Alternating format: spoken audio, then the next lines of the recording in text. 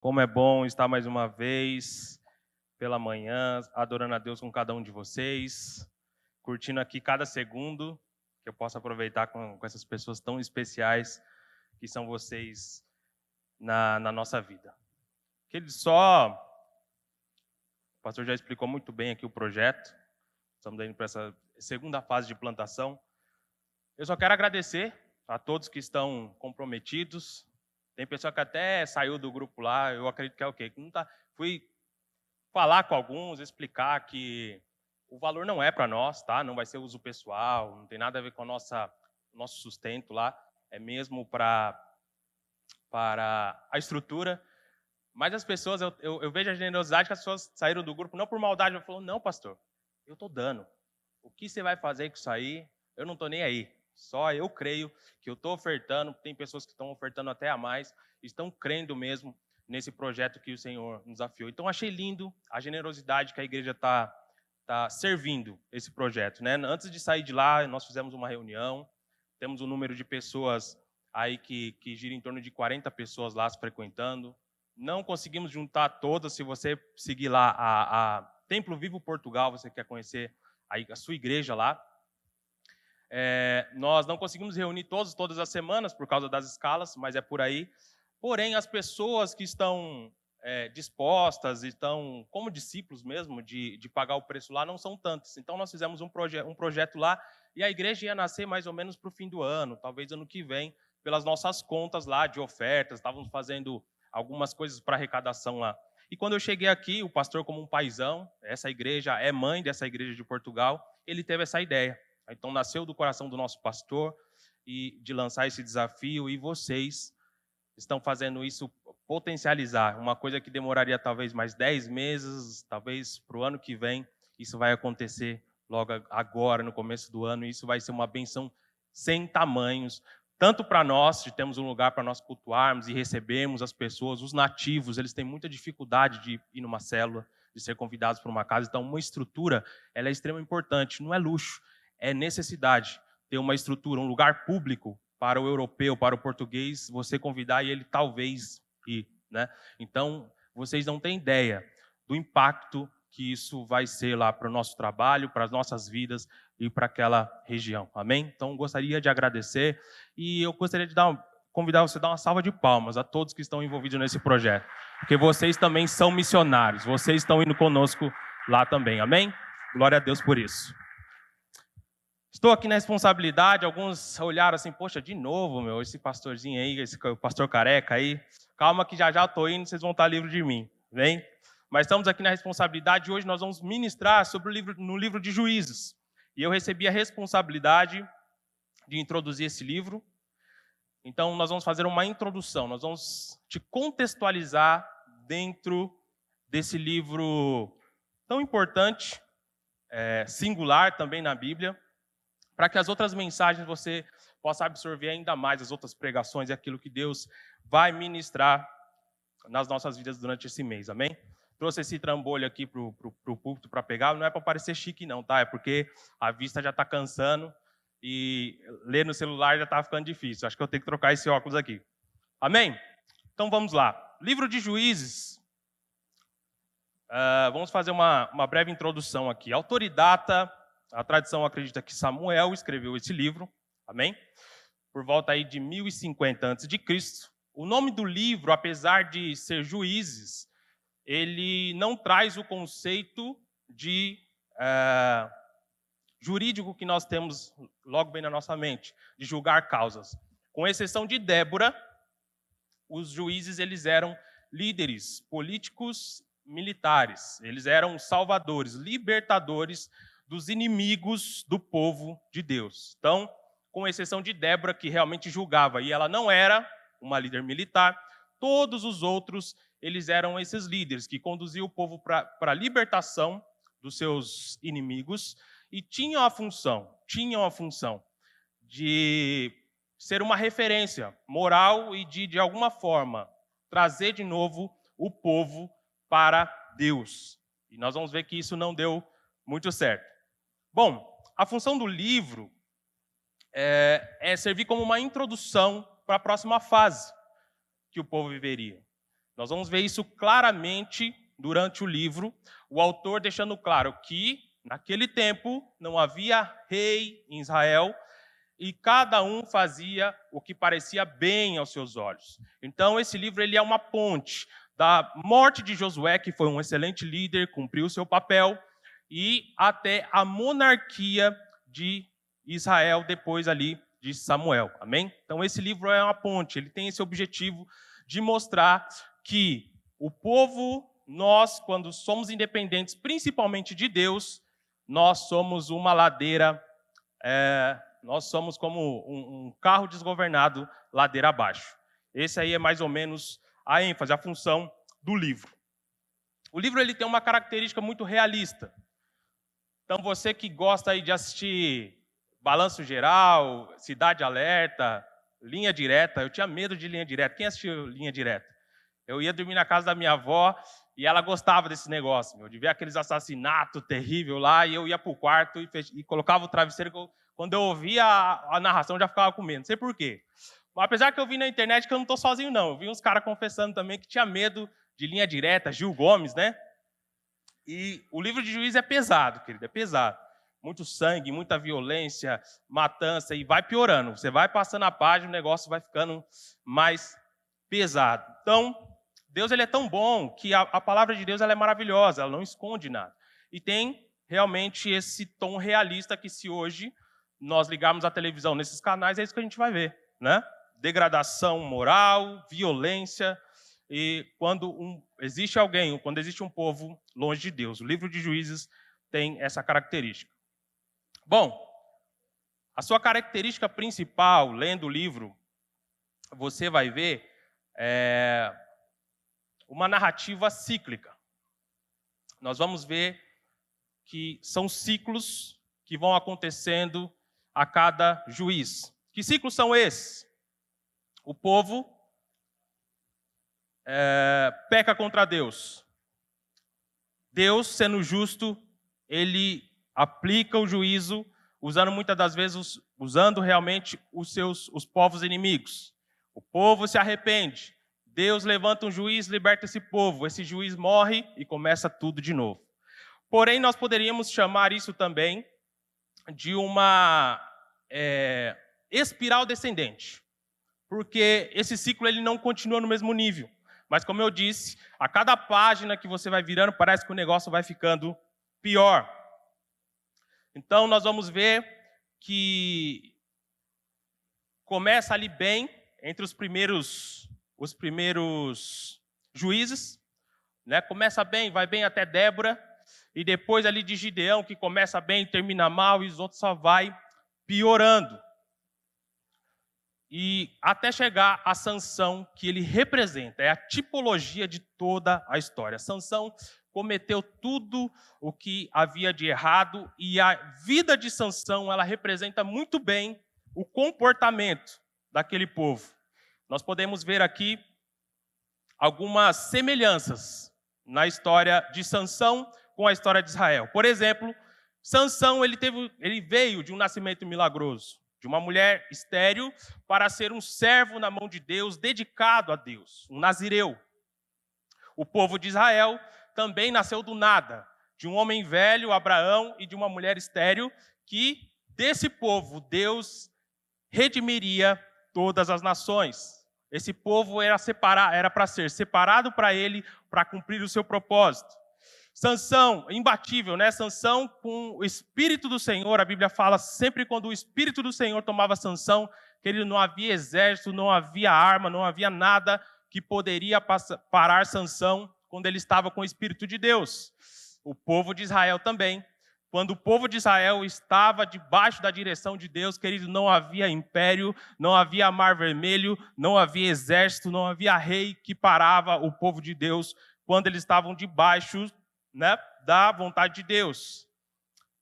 Infidelidade. Sansão foi infiel aos seus votos. Ele tocou ali num leão morto, ele se casou com mulheres estrangeiras, ele namorou, se deitou com uma prostituta, e assim foi Israel quando ele descumpriu também a vontade de Deus, os votos que tinha com Deus, a lei de Deus. quando se aliançaram também com mulheres estrangeiras, com os povos estrangeiros, e se prostituíram com os Baalins e as imagens de Astarote. Percebe a semelhança como Sansão, ele realmente representa toda a história. Então, ele é o último juiz representado no final do livro, e ele representa tudo o que nós vimos durante o livro. Mas esse livro, ele não é sobre Sansão, esse livro não é sobre Sangar, esse livro não é sobre Gideão. Esse livro, ele é sobre Deus. E Deus se revela nesse livro. Nesse livro que se parece ser tão sangrento, tão violento, tão imoral, Deus se revela nesse livro. E como que nós podemos enxergar os atributos de Deus dentro do livro de Juízes? Deus revela a sua santidade. Quando ele não tolera que o povo se misture com os cananeus, é porque ele é santo. Quando nós vemos até desde Josué, Deus mandando exterminar tudo, não é porque Deus ele é um genocida, mas é que Deus ele sabia, se vocês se misturarem com esse povo, vocês vão se perder. Então, eu como sou santo, eu quero que vocês sejam dedicados somente a mim. Então Deus, essa dureza de Deus é devido à sua santidade. Deus ele é justo. Nós vemos que por causa da sua santidade, ele mesmo aplica o juízo. E nós vemos no caso da época de Débora, porque eles desobedeceram a Deus e não expulsaram os cananeus da terra, Deus, ele usa o próprio povo cananeu, que eles nos expulsaram, para juízo do povo. Então essa é uma pedagogia de Deus, é uma forma de ele ensinar o povo ali a voltar para Deus, a obedecer a Deus e não precisar passar por essas coisas. Deus também se mostra não somente justo, mas ele se mostra misericordioso, porque todas as vezes, é um outro atributo revelado nesse texto, é que todas as vezes que o povo clamava a Deus, Deus respondia. Deus levantava um juiz e livrava o povo.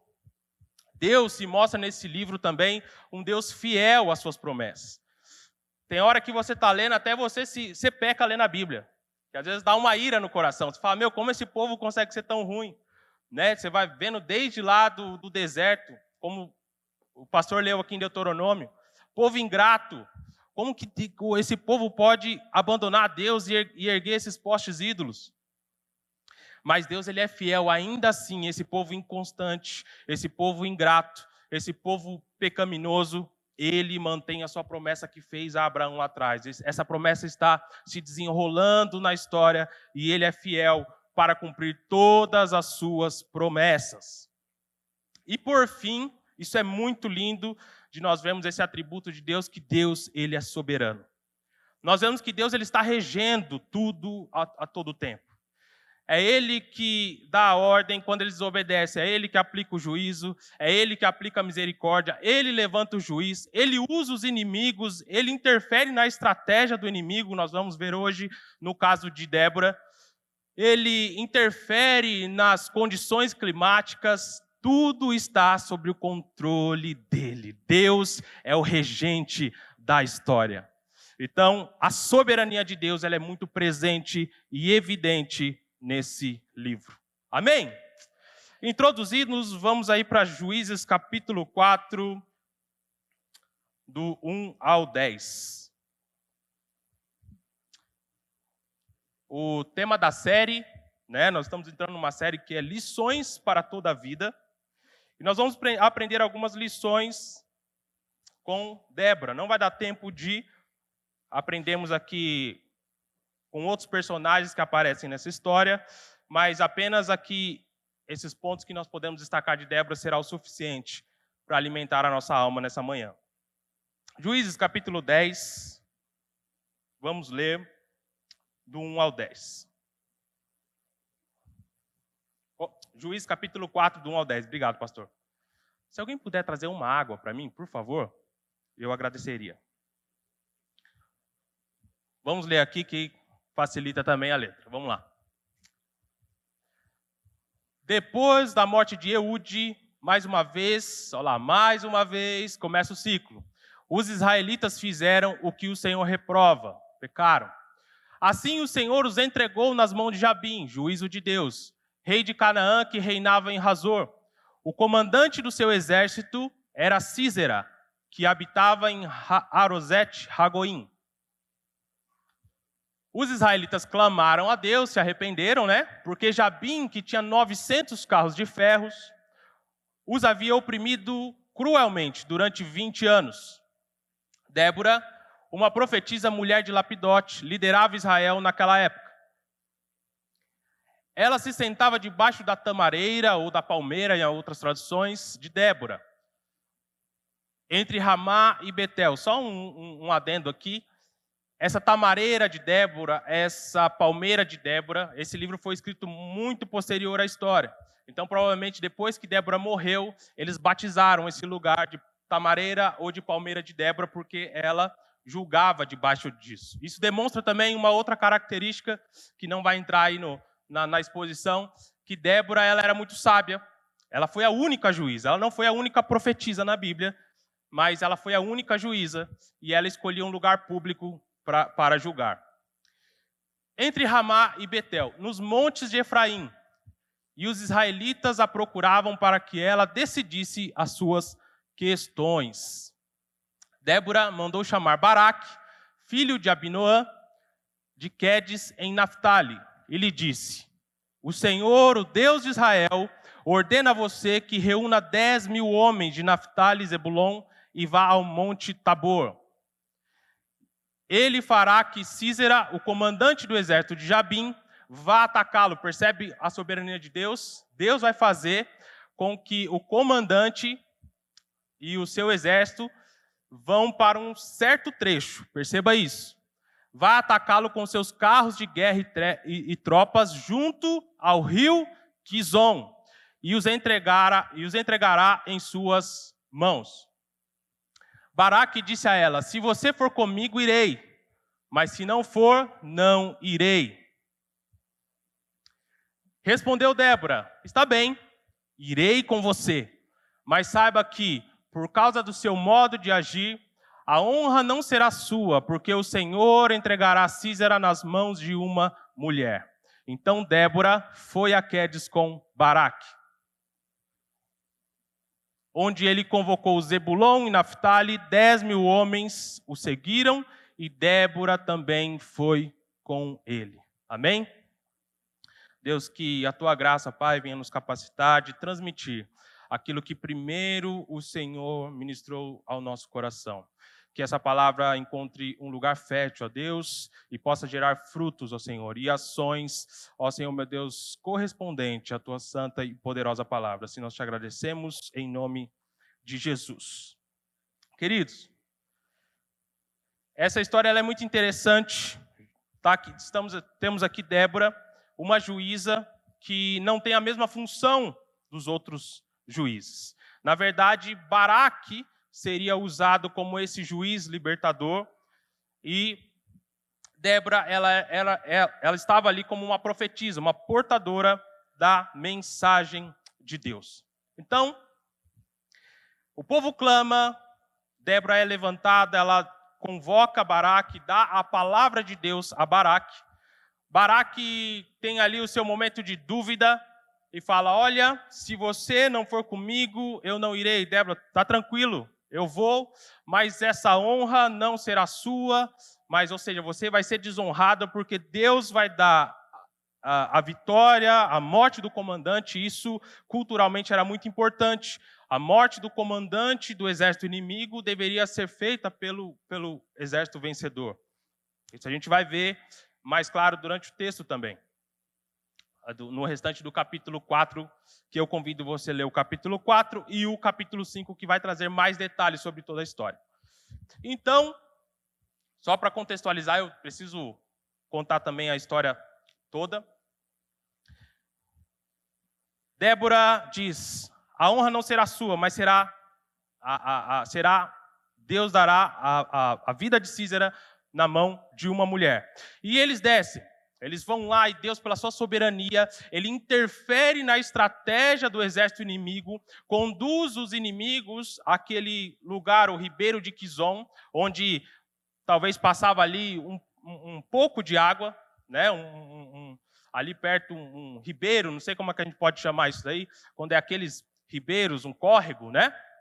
Passava ali, Deus conduziu, e perceba que o texto deixa claro que ele tinha 900 carros de ferro. Os carros de ferro, as carruagens, era ali a mais alta tecnologia militar da época. Era algo que qualquer exército tremeria, sabendo que o exército inimigo tinha esses carros de ferro. É como os tanques de guerra mais luxuosos, mais tecnológicos de hoje. É como esses drones que voam e sobrevoam a quilômetros de distância e acertam o seu alvo. Essa era a tecnologia desse rei chamado Jabim e do seu comandante chamado Sísera. Então, Deus conduziu, olha só a soberania de Deus, Deus conduziu esse povo perto desse córrego, e lá, nós vamos ver com mais detalhes no canto de Débora, no capítulo 5, Deus, ele envia uma chuva, a soberania de Deus interfere nas situações climáticas, e logo aqueles carros se atolam, Baraque vai e mata todo o exército ao fio da espada, Sísera foge, e nós podemos encontrar no mapa, não era uma distância tão curta, ele foge a pé, e Baraque vai atrás. Baraque vai atrás de Sísera, Sísera se esconde, procura ali um acampamento de um povo nômade que tinha acordo com o rei Jabim. Então ele sabia que se eu chegar lá, eu estarei seguro. Então Sísera chega nesse acampamento e Jael se aproxima dele, acolhe na sua tenda, ele pede água, Jael dá leite para ele, e alguns comentaristas acreditam que esse leite, e ainda o leite daqueles nômades, era para trazer um pouquinho mais de conforto. E faz sentido, né? Quando você vai dormir, tomar aquele leitinho quente, você relaxa mais. Então, Jael, estrategicamente, ele pede água, ela dá leite, ele dorme profundamente, e Jael ali pega uma estaca e uma marreta. Ela, como era nômade, geralmente as mulheres elas tinham essa responsabilidade de armar e desarmar tendas, então ela tinha habilidade, tanto que o texto diz que numa martelada, ela acerta a fonte daquele comandante e o mata dentro da sua tenda. Baraque chegando lá, ela mostra ali Sísera morto, e assim toda a palavra que Deus havia falado se cumpre. Amém? Então nós vemos que isso foi sim uma desonra, tanto para Sísera quanto para Baraque. Nós sabemos que dentro da cultura, a mulher ela não tinha o valor que nós, dentro da cultura ocidental, temos que dar. E a mulher tem esse valor. Sabemos que dentro do costume, as mulheres elas não tinham essa função militar. Então era do homem. Então morrer pelas mãos de uma mulher era realmente, dentro dessa cultura, uma desonra. Então Deus, ele cumpre a sua palavra, e Baraque, ele talvez perseguindo Sísera ali, ele tentava de alguma forma, falou, não, eu vou correr atrás desse cara, mas não vai ser mulher não, eu que vou matar, eu que vou receber essa honra. Mas Deus mostra que ele é soberano e ele cumpre a sua palavra. Baraque representa uma realidade que estava acontecendo dentro daquele povo, que fez com que Débora precisasse se levantar. A primeira lição que nós vamos aprender, devido a essa realidade representada por Baraque e por outros líderes que não queriam assumir a responsabilidade, está no verso 4, mas na verdade nós vamos ler aí o verso 4, depois nós vamos pular para o capítulo 5, tá? Juízes 4:4, por favor. Então lá, Débora, uma profetisa, mulher de Lapidote, que liderava Israel naquela época. Juízes capítulo 5, versos 6 e 7, por favor.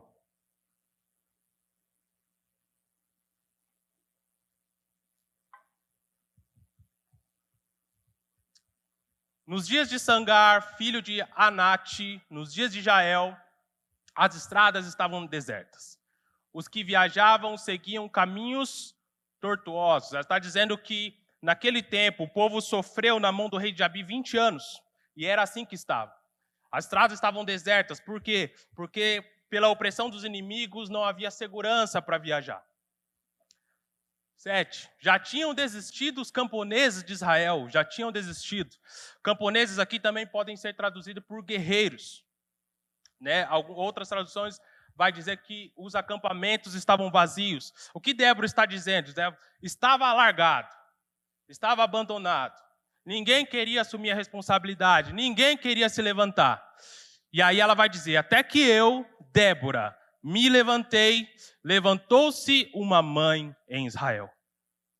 Então a primeira lição que nós aprendemos com Débora é que ela assumiu a responsabilidade. Se tem uma coisa que nós somos bons, é transferir responsabilidade.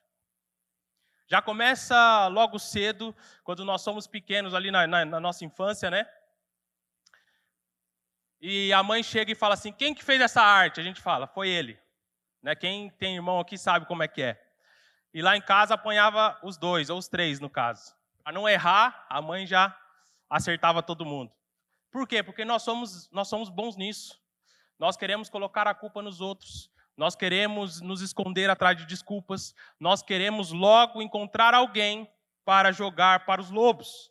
Nós aprendemos isso com o nosso pai Adão. Quando acontece a queda lá em Gênesis capítulo 3, Deus vai procurar Adão e o que ele diz? A mulher que tu me deste. Nós somos bons nisso.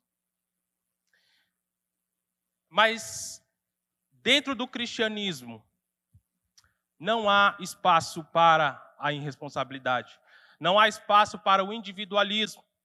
Não cabe dentro da mesma frase cristianismo e individualismo. Nós precisamos, queridos, assumir a responsabilidade, ter essa coragem de olhar para os lados. Hoje, nós como igreja, e eu quero fazer bem a distinção de igreja-organização e igreja-organismo. Preste bem atenção do que a gente vai tratar hoje. Nós, como igreja, estamos sendo, sim, muitas das vezes, em muitas áreas, irresponsáveis. Nós estamos tão preocupados com os nossos ofícios, com as nossas liturgias, com as roupas que a gente vai para o culto, e estamos parecendo aquela parábola do bom samaritano. Estamos passando por lado daquelas pessoas que estão quase mortas. E quem está assumindo a responsabilidade são os samaritanos que nós tanto julgamos. Nós, às vezes, falamos seita, heresia, igreja não é uma igreja fiel, nós temos a palavra, nós temos a verdade, nós somos uma igreja, nós temos uma teologia reformada, uma boa teologia.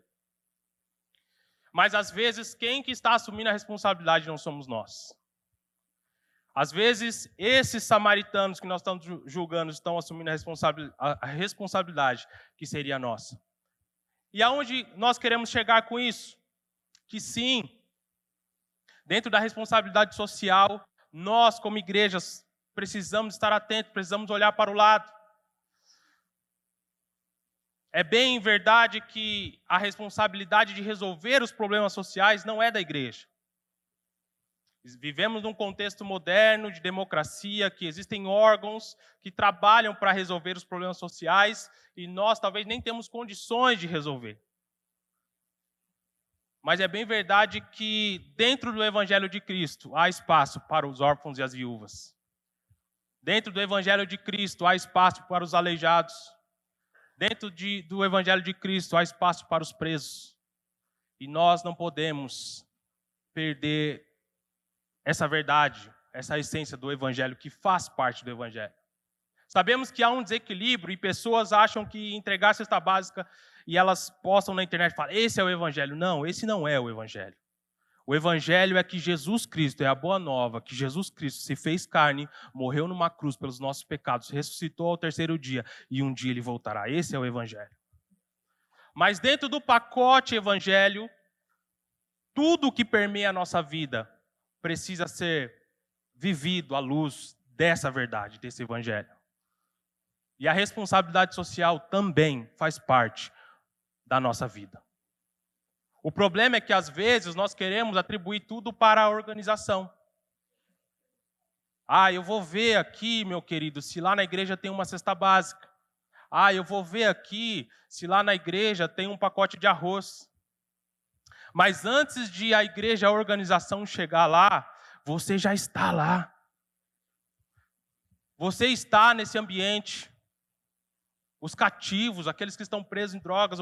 Deus tem usado o pastor Fabrício nessa área tão importante. Agora a igreja também tem um ponto de contato com isso. Nós precisamos olhar para aqueles que o mundo não está olhando. E, na verdade, esses que nós julgamos estão chegando lá com um evangelho falso. Estão chegando através das ações que são positivas e com o evangelho falso. E nós que temos o verdadeiro evangelho, a palavra pura e essencial, estamos preocupados com outras coisas. Então a igreja pode sim, como organização, criar projetos, como o Talmidim, por exemplo, com a Marcha do Amor, mas depende de nós, igreja, organismo, eu e você, trazer o quilo do amor. Depende de nós, quando olharmos, quando passamos pelas rodoviárias, quando passamos pelas praças, quando passamos, debaixo das pontes, olhar por essas pessoas. E talvez eu não tenho condição de resolver o problema daquela pessoa, eu não tenho dinheiro para acolhê-la, eu não tenho uma casa, mas eu tenho talvez um lanche, eu tenho uma cesta básica e eu tenho o melhor, o pão vivo que desceu do céu, Jesus Cristo, para a vida dessas pessoas. Além dessas pessoas que estão em situação vulnerável, tem também aqueles quase mortos, que estão quase mortos em suas emoções, em suas instituições, como o casamento. Os quase mortos não estão à beira do caminho, só também precisando encher as suas barrigas e também os seus corações.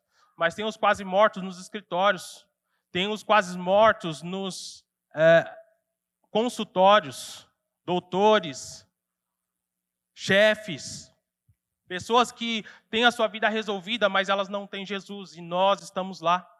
E nós precisamos também levar o pão para essas vidas. A diferença é que aqueles que estão em situação de vulnerabilidade, não tenta falar difícil, em uma situação vulnerável, quer falar difícil aí, já começa a falar em línguas. A diferença é que aqueles que estão em situação vulnerável, nós precisamos encher a barriga deles antes de encher os seus corações. Mas tanto aqueles que estão com fome, quanto aqueles que estão com as suas barrigas cheias, eles precisam de Jesus Cristo. Eles precisam do pão vivo. Então assuma essa responsabilidade, querido. Às vezes nós queremos só transferir, não. Quando que o pastor vai ter um culto de evangelismo para eu chamar o irmão? Não, evangeliza lá. Não precisa de um culto para evangelizar, não. O evangelho tem as respostas que as pessoas estão procurando. As pessoas elas estão mergulhadas em crises existenciais, problemas emocionais, problemas na família, e o evangelho tem a resposta, meu amado. E você tem o evangelho, então assuma o seu lugar e dê pão para essas pessoas. Assuma a responsabilidade. Débora falou, estamos largados, então deixa que eu assumo isso aí. Eu vou ser mãe de Israel. Seja mãe, seja pai desse ambiente. O pai está on, a mãe está on. Que referência ruim, né? Vai ter umas melhores aí mais para frente. Não há espaço, querido, para o individualismo dentro do cristianismo.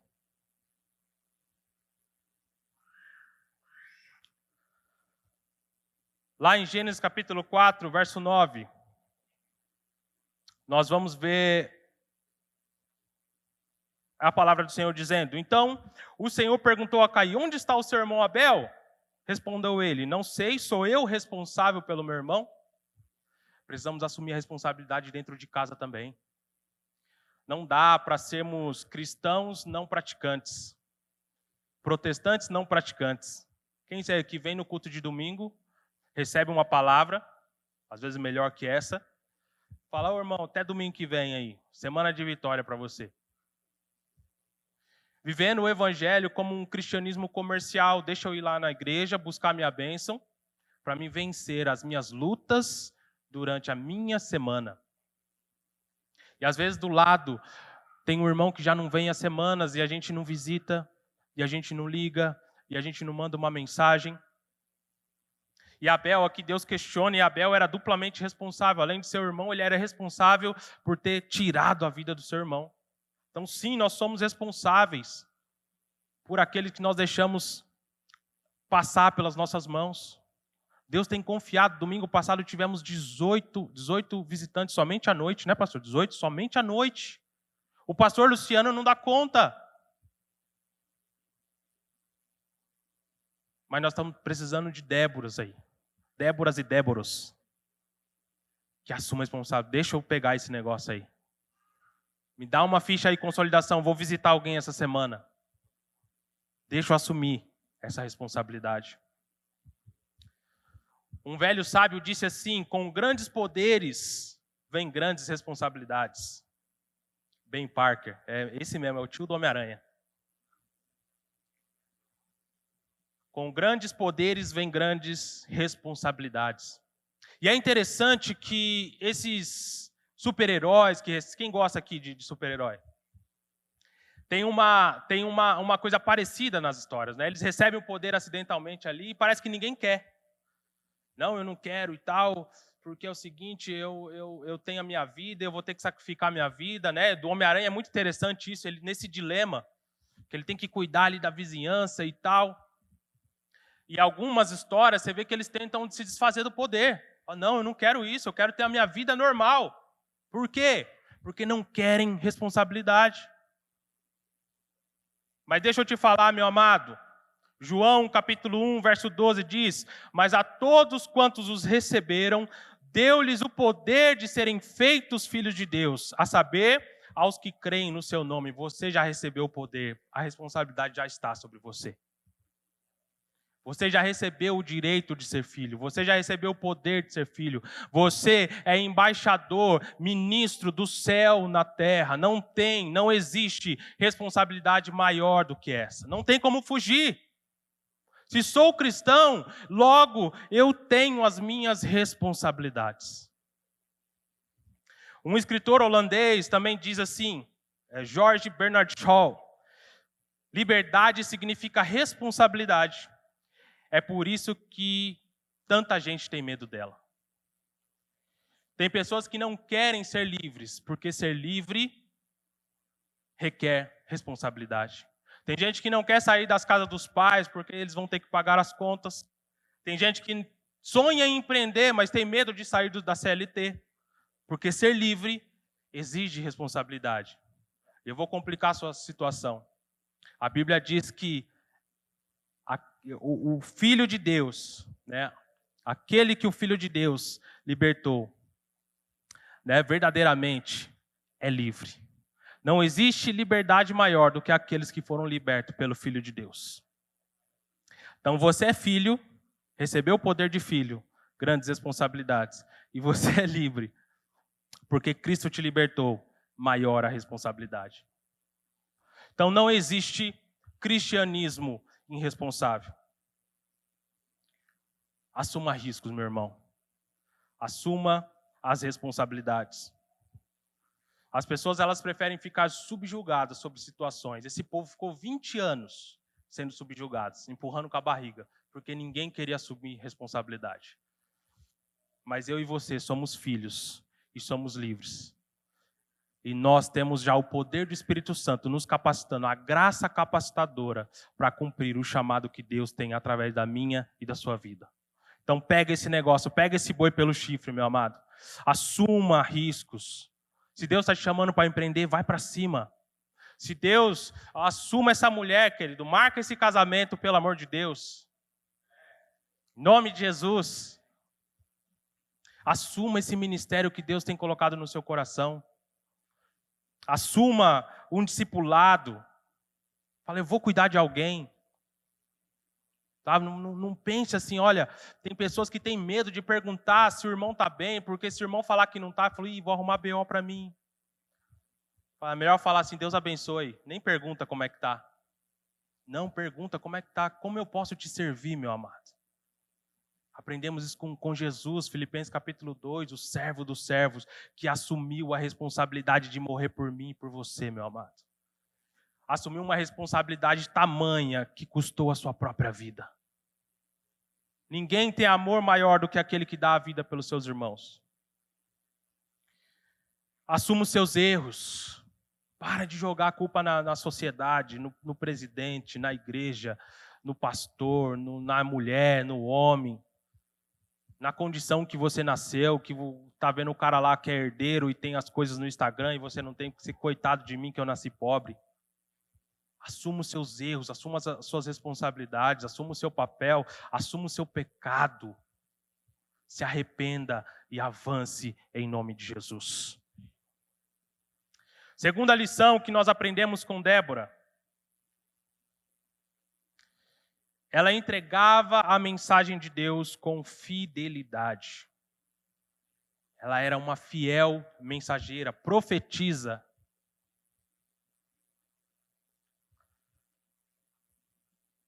Juízes, capítulo 4, verso 9, por favor.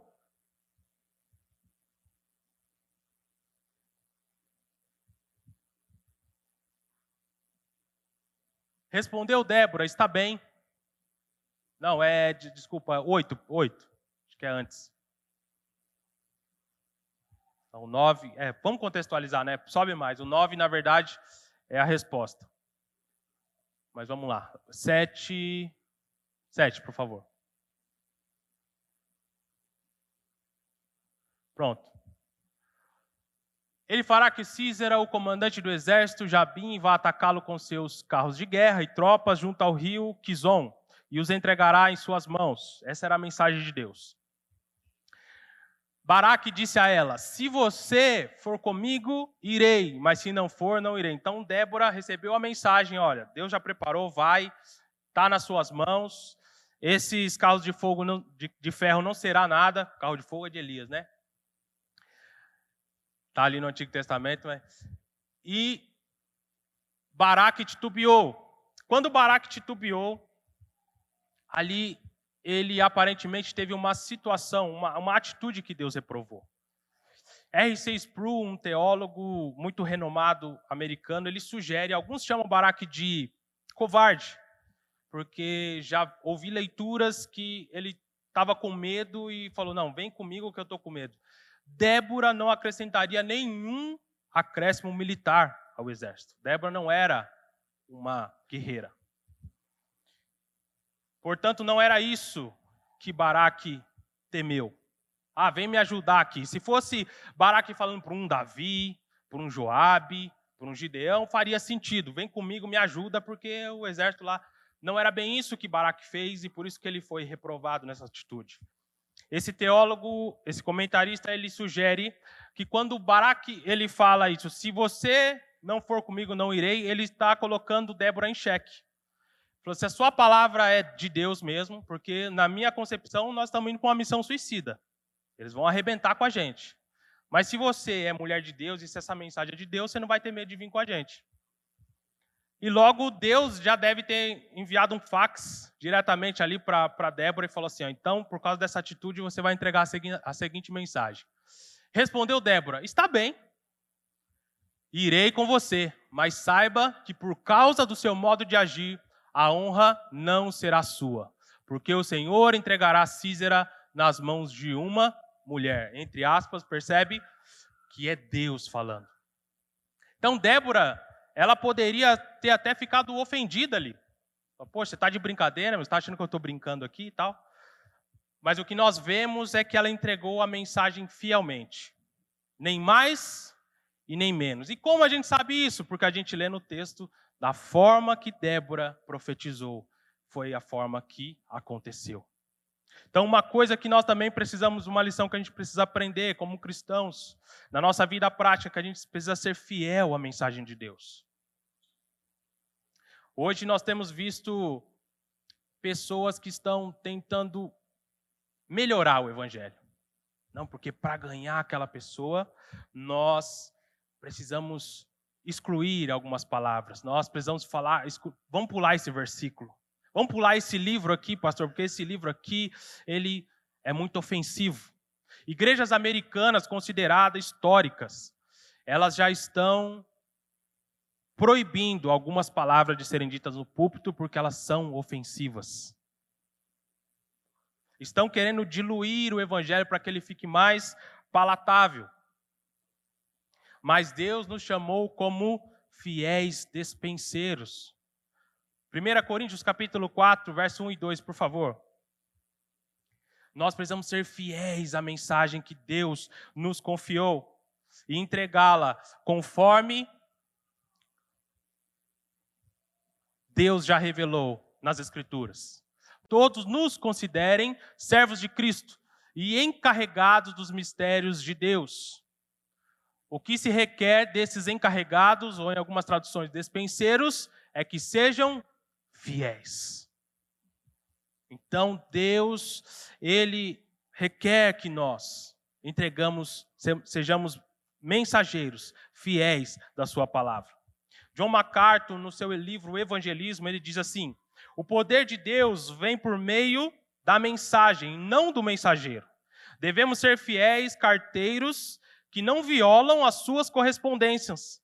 Na excelência de seu trabalho, apenas as entregam. Um bom carteiro, ele não precisa fazer malabarismo, ele não precisa virar estrelinha. Um bom carteiro é aquele que entrega. Se ele entregou a correspondência o mais intacto possível, dentro do tempo, funcionário do mês. É para isso que Deus nos chamou.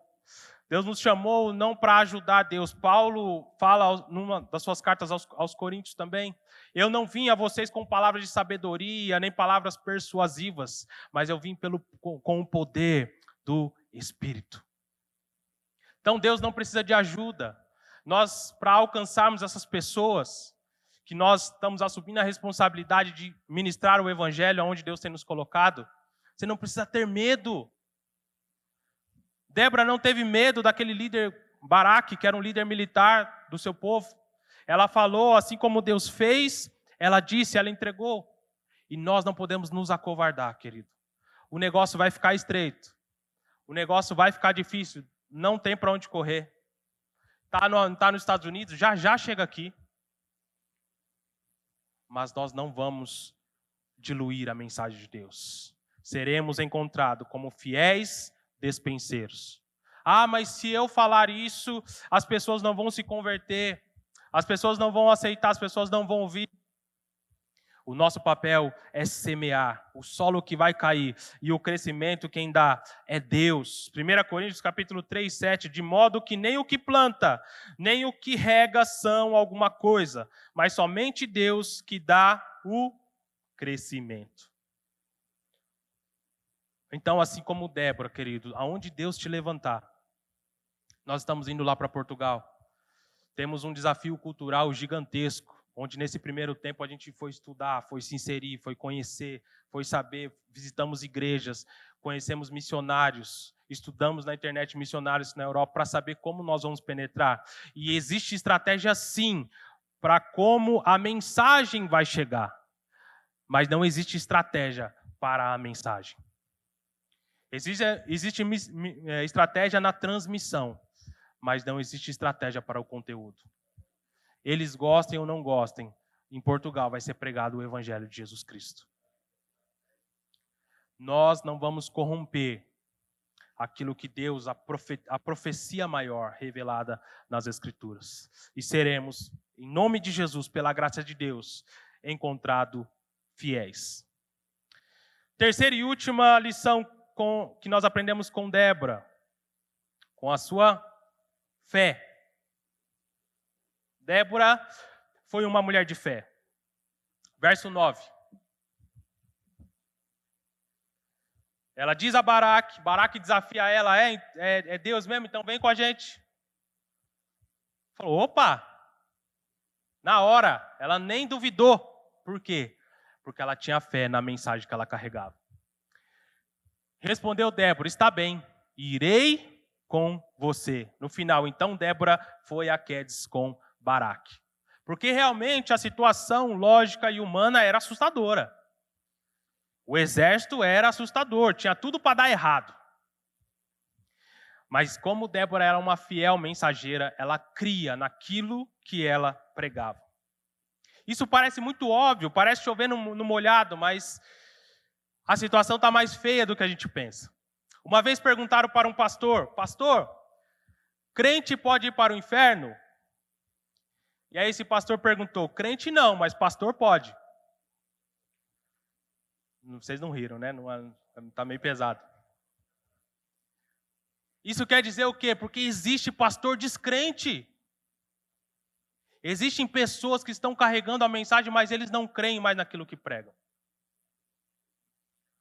Nos Estados Unidos também eu vi uma história que numa troca de pastor, essas igrejas históricas também, tem assembleia, às vezes troca de pastor, às vezes enviam um pastor, contratam, lá é profissão. Na Europa também, Alemanha, os países nórdicos como Islândia, o pastor ele é funcionário do governo. A igreja luterana na Alemanha, ela é um órgão governamental. E é uma profissão. O cara estuda teologia, entrega o currículo e vai trabalhar numa igreja. Então é possível, pessoas que estão pregando e elas não creem no que pregam. E como a gente sabe disso? Porque a vida não condiz com aquilo que fala. A vida, as ações não condiz com aquilo que sai da sua boca. Então, essa igreja, ela escreveu uma carta para esse conselho na troca de pastor. Falou, caros irmãos, parafraseando aqui a história, olha, dessa vez não precisa caprichar muito no currículo, não. Não precisa ter doutorado, mestrado, não precisa ter estudado aí nos melhores seminários. Mas manda um pastor crente para nós aí, por favor. Porque está difícil. Isso é sério, isso é real. E esses são os cristãos não praticantes. Que vêm, ouvem uma palavra, esperam até às vezes uma palavra motivacional, que às vezes não se encontram em igrejas com uma palavra mais simples, mais pura. Porque não, eu preciso de um gás, de uma direção, para mim vencer as minhas lutas. Isso tem na Bíblia também, isso também tem, direções práticas onde vamos ter vitória na nossa vida cotidiana. Mas o evangelho não é só isso. E aí as pessoas, elas vêm e vivem esse evangelho. Que elas pegam uma teoria às vezes, ou até, vou até além. Pessoas que elas também não gostam de igrejas assim. Não. Igreja neopentecostal, igreja triunfalista, igreja do coach, eu quero ir para uma igreja reformada. Vou para uma presbiteriana, vou para uma batista, que os caras são tudo doutorado em teologia, e aí ele recebe aquele conteúdo teológico de domingo poderoso, aquelas doutrinas, mas no domingo, na segunda, não vive nada, não pratica nada. Só teoria, só informação. E isso também não é o que Deus espera de nós. A fé não é um sentimento sobre aquilo que eu desejo muito, sobre aquilo que eu quero, uma coisa subjetiva, uma coisa longe. Não, a fé ela pode ser prática, ela deve ser prática. Tiago vai trazer esse equilíbrio dentro da palavra. Tiago 1, 22, 25, ele diz assim, sejam praticantes da palavra, não apenas ouvintes, enganando a vocês mesmos. Aquele que ouve a palavra, mas não a põe em prática, é semelhante a um homem que se vê no espelho, mas depois de olhar para si mesmo, sai e se esquece da sua aparência. Contudo, o homem que observa atentamente a lei perfeita, a lei da liberdade e perseverança na prática dessa lei, não se esquecendo do que ouviu, mas praticando, será bem-aventurado naquilo que fizer. Então, Tiago traz esse equilíbrio que, sim, as obras elas não salvam. Eu não preciso fazer para ser salvo. Eu não preciso de produzir algo para ser salvo. Mas é ao contrário, se sou salvo, se tenho fé, logo eu ajo, logo eu faço. Dentro da mentalidade judaica, não havia esse espaço para teoria, para essa teoria. Para coisa que você possui informação e não vive de acordo com aquela informação. Tanto que em Filipenses capítulo 2, aquela palavra tende o mesmo sentimento que houve em Jesus. Algumas traduções, elas elas traduzem tende a mesma atitude que houve em Jesus. Por quê? Porque dentro da mentalidade judaica, eu vou vivendo e vou crendo, eu vou falando e vou agindo, eu vou aprendendo e vou praticando. É somente na mentalidade grega que essa parte filosófica e lógica e teórica que foi absorvida pelaquela cultura de acordo com o helenismo. Então nós devemos aprender com essa mentalidade judaica que não existe no cristianismo espaço para teoria. É crer e viver. É pregar e viver. É ouvir e corresponder. Devemos viver uma vida aqui na terra, querido, com atitudes que caibam no céu. Eu creio tanto na mensagem do reino, que eu vivo o reino aqui e agora. Eu vivo o evangelho todos os dias. O evangelho não é você saber as 4 leis espirituais, é saber porque Jesus ele foi obediente até a morte de cruz, então eu tenho que ser obediente.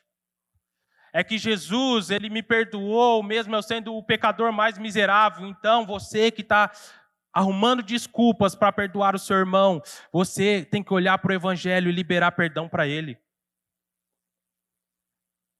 O Evangelho é serviço. Eu preciso servir em casa, minha esposa, o seu marido, os seus filhos, na sua igreja. Assumir responsabilidade. Jesus assumiu essa responsabilidade de morrer por nosso lado. Você percebe como o evangelho é prático? Querido, se nós vivemos o nosso casamento, por exemplo, uma coisa que dá tanto trabalho na igreja, à luz do evangelho nós teríamos menos problema. Mulheres têm dificuldade de ser submissas, mas Jesus, lá em Filipenses capítulo 2, diz que ele se submeteu, ele não se apegou ao fato de ser Deus. Os homens têm dificuldade de amar as suas esposas, mas Efésios capítulo 5 diz que nós devemos amá-las a ponto de dar a nossa vida por elas. Evangelho é prático, querido, não é teoria. Teologia é muito bom, mas se não tiver prática não serve para nada. O reino é chegado, é hora de a gente viver isso, andarmos segundo aquilo que nós cremos, andarmos segundo aquilo que nós pregamos, andar segundo aquilo que nós cantamos. Não tem como a gente saber dessas boas novas e continuar a nossa vida do mesmo jeito. Deus invadiu a história. Isso é inédito. As pessoas elas subiam um monte para oferecer a Deus. Deus ele desceu ao vale para morrer por nós. Isso é inédito. Isso explodia a cabeça das pessoas naquele tempo.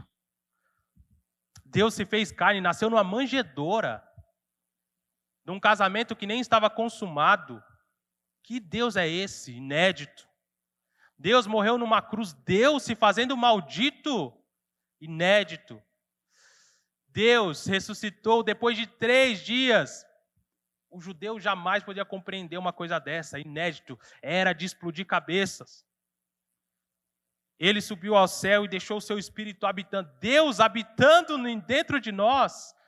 Não dá para conceber essa ideia. Querido, esse é o Evangelho. Existe a história antes e depois de Cristo. Deus invadiu a história, o mundo não é o mesmo, não dá para a gente viver uma vida que não corresponda a essa grandeza do Evangelho. Não dá. Se põe de pé em nome de Jesus no seu lugar.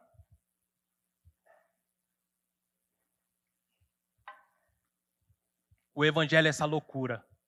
Então nós temos que ser também tudo louco nesse mundo. Deixa eu dar um outro exemplo para a gente finalizar.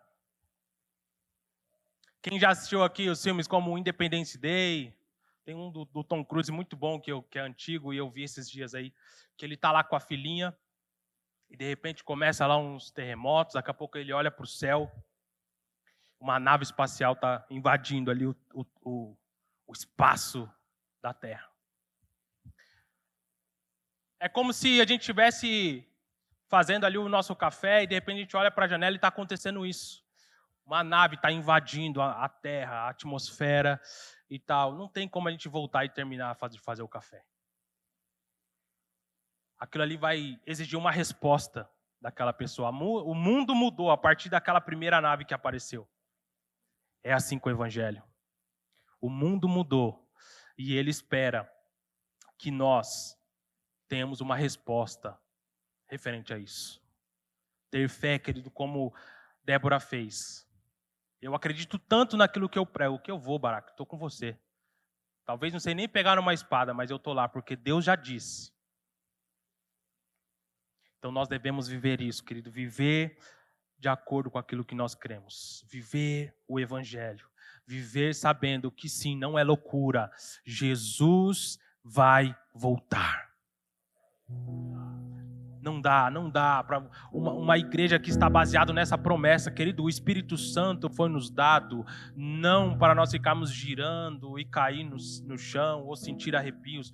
O Espírito Santo, ele diz que é o selo da promessa, é a comprovação, o comprovativo que eu vou voltar.